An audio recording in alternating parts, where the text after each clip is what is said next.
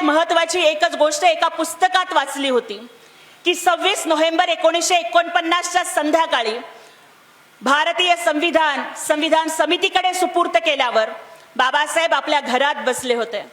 नानकचंद रत्तूंनी बघितलं की बाबासाहेब एकटेच बसलेत, पण बाबासाहेब कधी रडतायत तर कधी हसतायत. रत्तू बाबासाहेबांजवळ जातात आणि विचारतात की बाबासाहेब तुम्ही रडताय कशासाठी? आज तर इतका आनंदाचा दिवस आहे, संविधान समितीला आपण संविधान सुपूर्त केलं, मग आज आपण रडताय कशासाठी? आणि जर तुम्ही दुःखी आहात तर तुम्ही मधूनच हसताय कशासाठी?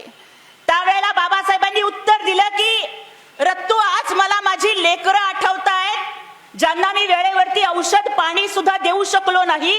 त्यामुळे माझी 4 लेकरं रमेश, इंदू, गंगाधर, राजरत्न ही अकाली गेली.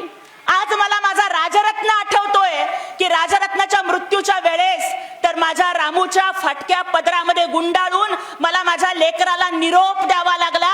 माझ्या लेकरासाठी नवीन कफन सुद्धा मला आणता आलं नाही. त्याचं दुःख वाटतंय म्हणून मी माझ्या लेकरांच्या आठवणीत आज रडतोय.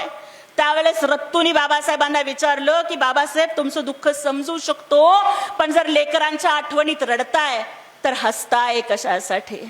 त्यावेळेला बाबासाहेबांनी उत्तर दिलं की रत्तू, अरे माझ्या राजरत्नाला रामूच्या फाटक्या पदरात गुंडाळून निरोप द्यावा लागला, पण या भारतात जन्माला येणाऱ्या प्रत्येक राजरत्नाला सुटाबुटात जगता यावं याची सोय भारताच्या संविधानात करून ठेवलीये, म्हणून मी हसतोय. रुतबा मेरे सर को तेरे संविधान से मिला है, रुतबा मेरे सर को तेरे संविधान से मिला है, ये अधिकार भी मुझे तेरे संविधान से मिला है. औरों को जो मिला है शायद मुकद्दर से मिला है, लेकिन हमको तो ये मुकद्दर भी बाबा साहब के संविधान से मिला है.